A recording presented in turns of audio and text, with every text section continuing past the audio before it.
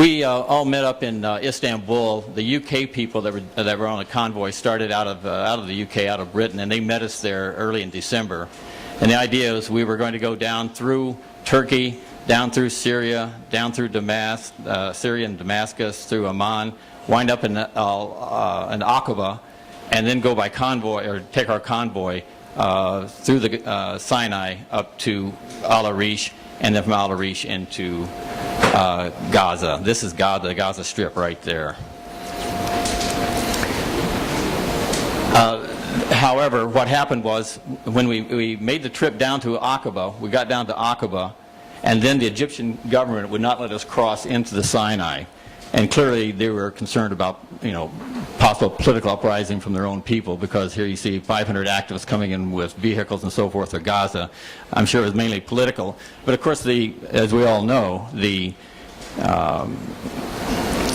Egyptians are very much obedient to the United States and Israel, and so they were going to make everything as difficult as possible for us. So they said the only way we could get into Gaza was to take our convoy and go back up to Latakia in Syria, and then go by boat from there down to Al-Arish in Egypt, and then convoy into Gaza. So really what I want to do now is just show you a few slides and then show you the kind of assistance we got from IHH, and how if IHH hadn't supported us, we never would have made it.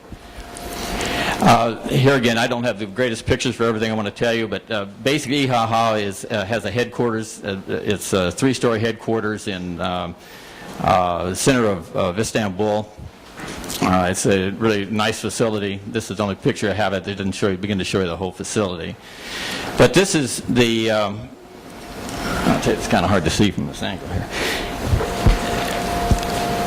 But the reason I wanted to put this picture in is just to show you that once the people flew in from the United States and around the world into Istanbul to join the convoy, IHH was already there waiting for us. They had cars for us at the airport. They picked us up. They took us to hotels, and of course they picked up the charge for all this stuff. And so we began seeing right away the kind of assistance we were going to get in the convoy.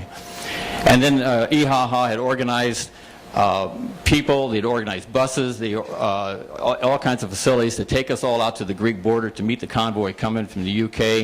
Here again, IHH handled all the accommodations for us, all the meals for us, all the meeting rooms for the entire 4+ weeks that we were on the road. Here again, this just shows you the convoy coming through from the Greek side. And you'll see so many of the Turks, they wear this, that from IHH have these various vests and so forth. But anyway, so they brought many people out from Istanbul to encourage us on. This picture here, I just want to show you, they had things set up with various sports complexes all over Turkey that we could stay as we moved through Turkey. And actually, I'm sure they did much of the coordination through the entire trip. Just want to point out that the, oops, sorry. They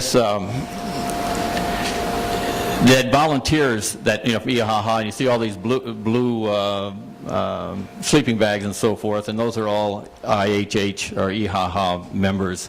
They're very well organized, very dedicated to the cause, and it was a absolutely essential part of our trip.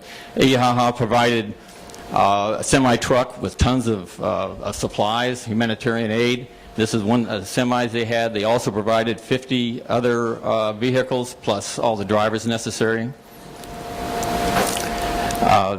Here's another, I hope I don't lose the context for you guys in what we're doing here, but these vehicles were part of the American vehicles that had been left in the previous convoy. They'd been left in Egypt. IHH and the Turkish government got a ship, picked all those vehicles up. There was about 60 of them, and took them from Egypt to Istanbul so that we could drive them from Istanbul down to Aqaba. But the Turks handled all that and all the expense of that. Here's just some of that example that they have some trucks as well as cars.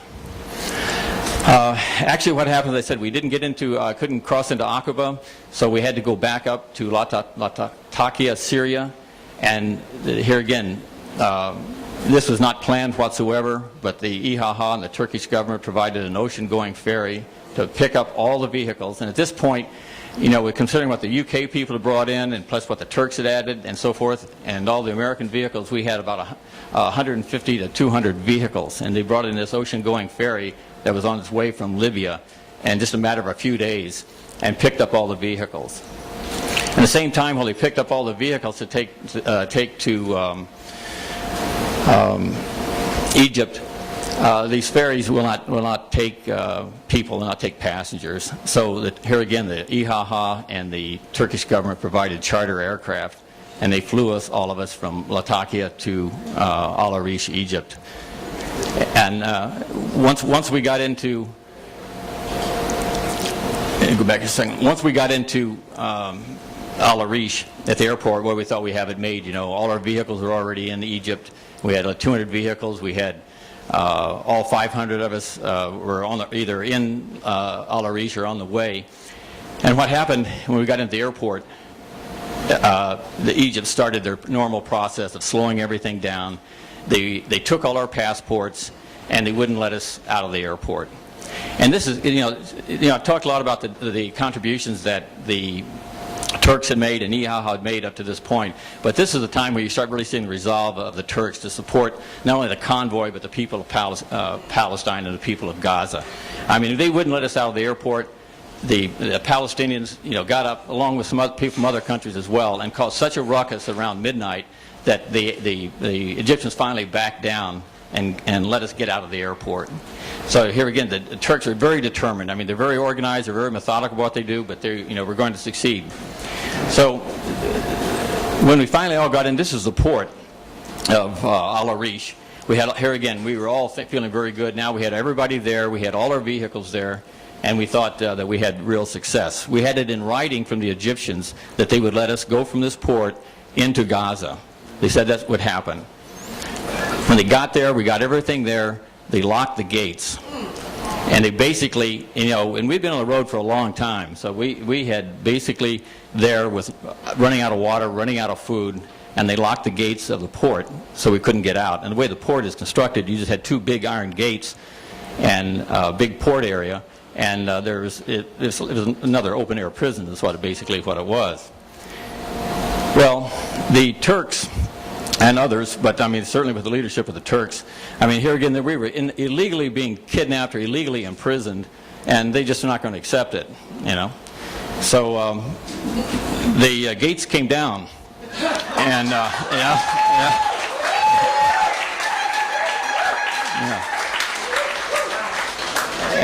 And what followed, I mean, it was a long night, to tell you the truth. A long night of considerable violence. The police acted back in a violent way. They started throwing rocks. They brought in tear gas. They tear gassed us. They brought in all this stuff. But just to show you, the Turks. I'm sorry, I always get the wrong button here. I'm sorry. Just show you the. And so once the gates were open, then the Turks were worried that the police would come storming in at us. And I was sitting there watching all this take place. And, the only place you had to go was the Mediterranean. There was no place to go but the Mediterranean. And so the Turks, very wisely got out there, got their semi-truck, and pulled it up there and blocked the gates. So so that the police couldn't come in, at least they couldn't come in mass. And they had like 2,000 people out there, plus a bunch of thugs that were throwing rocks.